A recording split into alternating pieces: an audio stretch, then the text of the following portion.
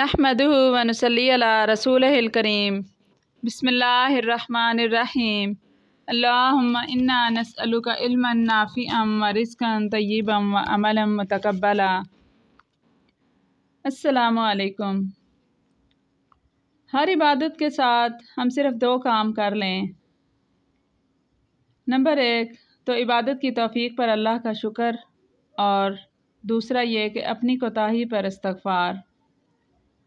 अगर ये काम करते रहेंगे तो रफ्ता रफ्ता रास्ता भी तय हो जाएगा, और एक वक्त ज़रूर आ जाएगा इंशाअल्लाह कि इबादत के लिए एहसान के मर्तबा तक पहुँच जाएंगे।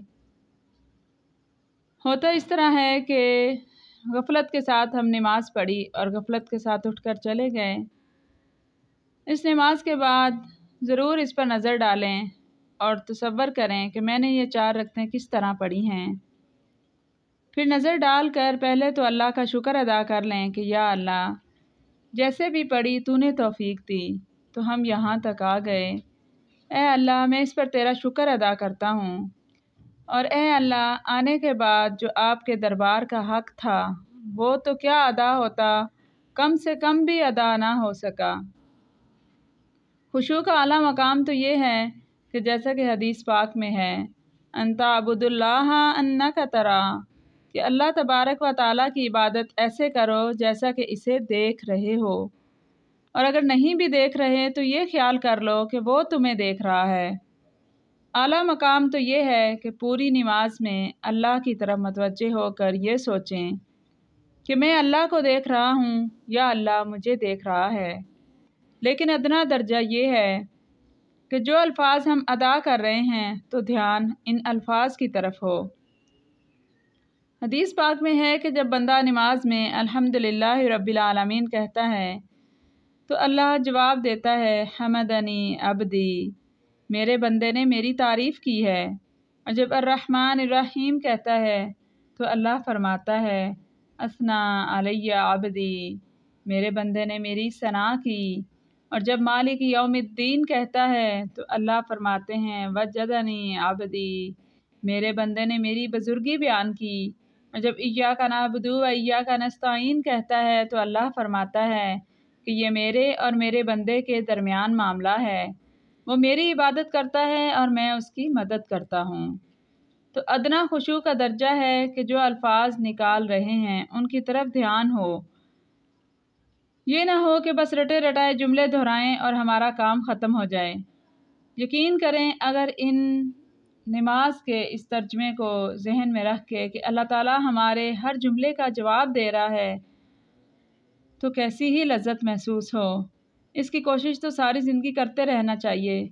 तो ये अदना दर्जा खुशू का है, हमें ये भी हासिल नहीं होता कि ऐ अल्लाह, आपने तो करम फरमाया था, आपने तो तौफीक दे दी, लेकिन हमने जो हमारे करने का काम था वो हमसे ना हो सका, तो ऐ अल्लाह हमें इस पर बख्श दे। इस पर इस्तग़फ़ार करते रहना चाहिए। इसलिए हदीस पाक का मफ़हूम है कि नबी पाक सल्लल्लाहु अलैहि वसल्लम नमाज का सलाम फेरते ही 3 मरतबा पढ़ते हैं, अस्तग़फ़िरुल्लाह अस्तग़फ़िरुल्लाह अस्तग़फ़िरुल्लाह।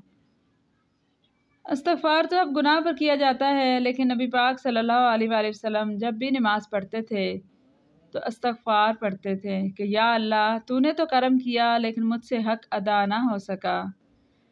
तो अल्लाह का करम ऐसा है कि जो इसकी तरफ रजू करता है, आजिज़ी का इजहार करता है, अपनी कोताही को तस्लीम करता है, तो अल्लाह ताला करम फरमाते हैं कि मेरा बंदा मुझसे अपनी कोताही का एतराफ़ करके, आजिज़ी करके माफ़ी तलब कर रहा है तो अल्लाह ताला माफ़ फरमा देते हैं। माफ़ करने का मतलब ये है कि जो कमी कोताही हुई थी इसको अल्लाह ताला बिल्कुल ख़त्म फरमा देते हैं कि चल, तेरी नमाज भी कबूल कर ली, और जब तूने रजू कर लिया तो हमने सब कबूल कर लिया। इस मायूसी को दूर करने और इस सिमत में आगे बढ़ने का रास्ता यही है कि एक तरफ तो शुक्र अदा करते रहें तौफीक पर, और दूसरी तरफ कोताही पर इस्तग़फ़ार करते रहें। अल्लाह तबारक व ताला ने शुक्र का वादा फरमाया, ला इन शकरतुम ला अज़ीदन्नकुम, और रब का वादा तो ये है कि इन्नल्लाह ला युख़्लिफ़ुल मियाद, कि अल्लाह अपने वादे से ख़िलाफ़ नहीं करता کہ جب تم شکر ادا کرو گے تو اور زیادہ دوں گا، یعنی اور زیادہ توفیق دوں گا۔ اور دیکھیں اسی طرح ہے کہ بچپن میں ہم نماز سے بہت بھاگتے تھے، اور پھر جب نماز کی عادت ہو جائے تو کسی بھی نمازی کو آپ دیکھ لیں کہ اسے نماز کے بغیر چین نہیں آتا۔ حضور صلی اللہ علیہ وآلہ وسلم ایک دفعہ سفر میں جا رہے تھے تو حضرت بلال رضی اللہ تعالیٰ عنہ بھی ساتھ تھے، تو آپ صلی اللہ علیہ وآلہ وسلم نے فرمایا ارحنا بالصلاۃ یا بلال، کہ اے بلال ہمیں نماز سے راحت دے، یعنی اذان دے تو ہم نماز پڑھیں، ہم بے چین ہیں، ہماری بے چینی ختم ہو جائے۔ یہ صرف اسی وجہ سے کہ توفیق پر چاہے بے دلی سے ہی شکر ادا کیا جائے تو اللہ تعالیٰ توفیق عطا فرماتے رہتے ہیں۔ اور استغفار کا وعدہ یہ ہے کہ انسان جتنے بھی بڑے گناہ کر لے تو استغفار کرو تو اللہ تعالیٰ فرماتے ہیں کہ میں معاف کر دوں گا۔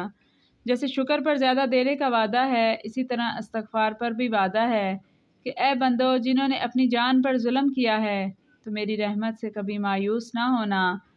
جب بھی انسان شیطان سے ڈسا جائے تو اللہ تعالیٰ فرماتا ہے کہ آ جاؤ میرا تو دروازہ کھلا ہوا ہے، اور صرف ایک دفعہ ابدیت سے کہہ دو یا اللہ معاف کر دے، غلطی ہو گئی، تو فوراً اللہ کی طرف سے پرچہ صاف، یعنی اللہ تعالیٰ کے حکم سے فوراً سارے گناہ ختم ہو جاتے ہیں۔ یہ بھی میرے اللہ کا وعدہ ہے۔ ہم نماز کے بعد کچھ ٹائم بیٹھ کر جائزہ لیں اور شکر اور استغفار کریں۔ آپ یقین کریں کہ دیکھیں کہ کیسا لطف آئے گا اور کیسی نماز میں لذت محسوس ہوگی۔ اپنی زندگی میں اگر ہم سوچیں کہ یا اللہ زندگی کے 20، 30، 50 سال نکل گئے، آیا پوری زندگی میں میری ایک بھی نماز ایسی تھی جو پوری توجہ سے اور خشوع و خضوع سے میں نے پڑھی ہے، تو ہم میں سے اکثر کو ایسی ایک نماز بھی نہیں ملے گی۔ جب شکر اور استغفار پڑھتے رہیں گے تو اللہ سے انشاءاللہ ہمیں توفیق بھی ملے گی اور نمازوں میں لذت بھی ملے گی۔ جزاکم اللہ خیرا۔